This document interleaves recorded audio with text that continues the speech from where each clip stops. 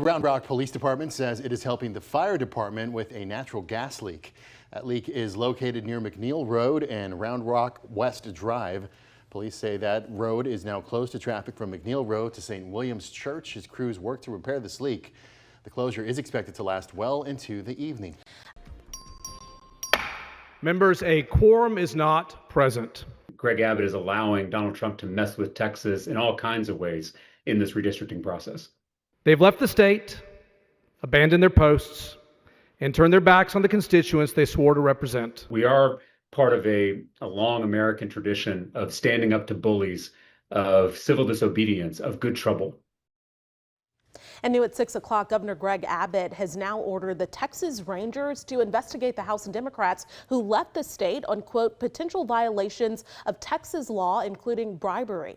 Now, Democrats say they had to leave the state to fight back against efforts to redraw the congressional districts in the state.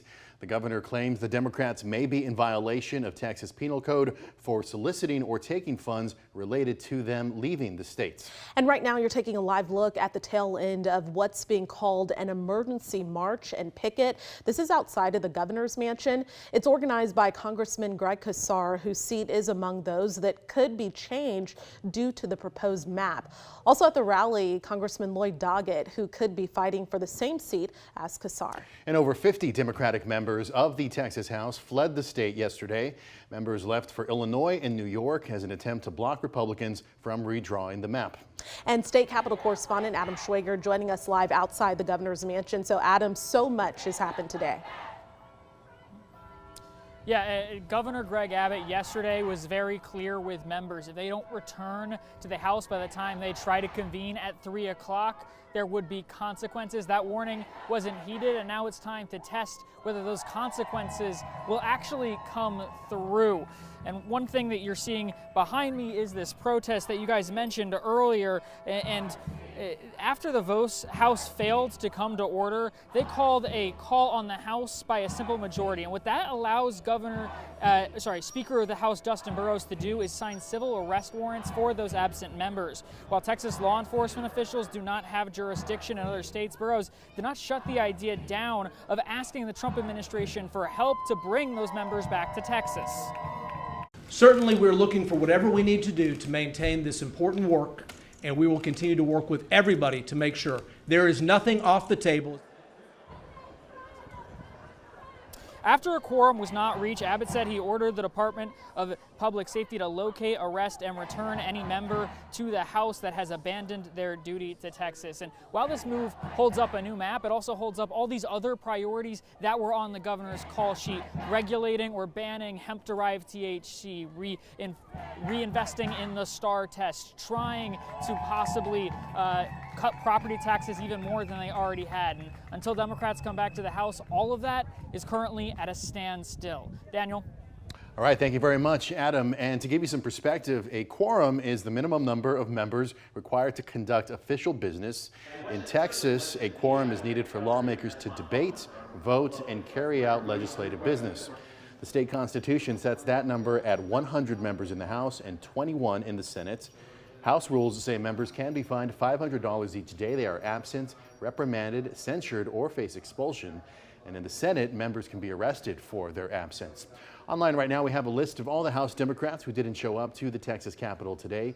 To find out who left the state, just go to KXAN.com and search Democrats who broke quorum. People take this very seriously. Over 50 Texas House Democrats are no longer in the state of Texas. A quorum is not present. And now Governor Greg Abbott is threatening to remove them from office. He cited a non-binding 2021 opinion from Attorney General Ken Paxton. It says district courts can declare an office abandoned, although only if the intention of the officeholder is to abandon and relinquish the office. If I had to guess, I don't think the courts are going to line up behind him. Seth Barrett-Tillman is a law professor with experience in constitutional procedure. Notably, he filed a document in support of Donald Trump remaining on the Colorado primary ballot, a case the president won.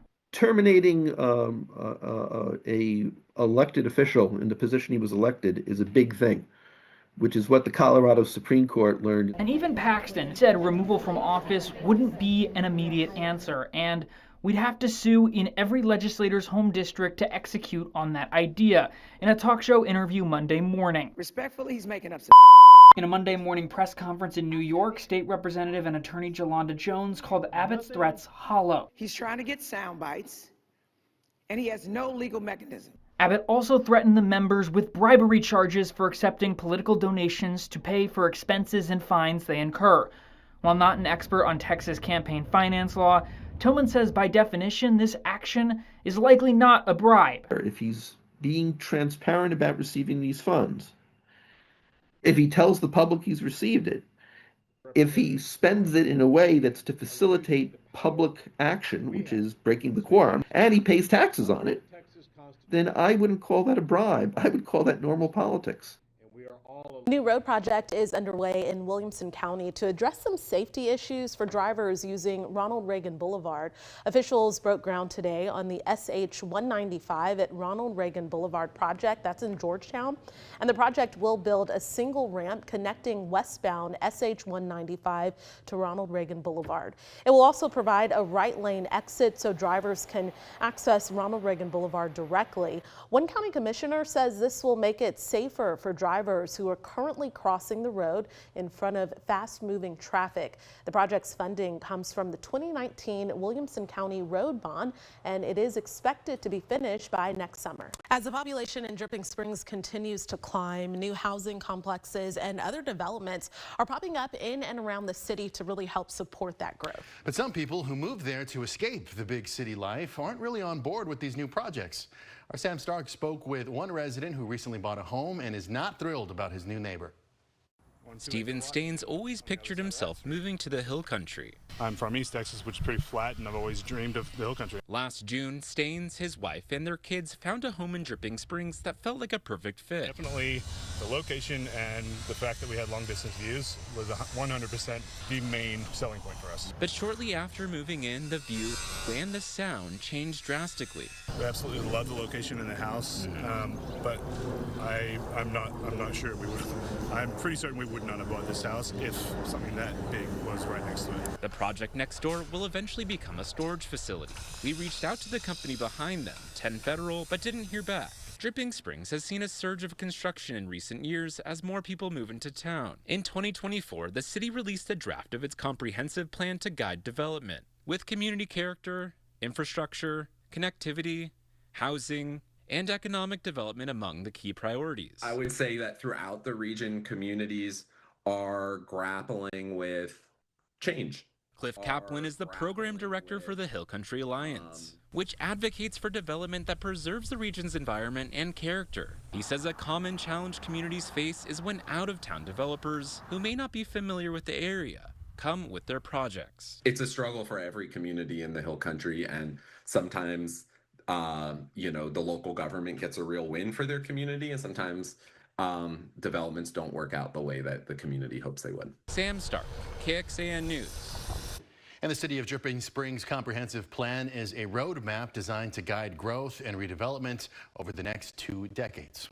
Different barriers will be installed on 6th Street in downtown Austin soon. The city sent out a memo saying the water-filled barricades in place right now will soon be replaced with concrete barriers. City leaders say work is expected to start next week, and they say there are some future plans for a beautification project to enhance the look of the barricades. According to the memo, the Downtown Austin Alliance plans to launch that project through painting and graphic design. At the start of the year, the city got rid of parking spaces and added temporary barriers to increase safety. It came on the heels of the city deciding to stop closing the road to traffic on some nights, which they'd been doing for years.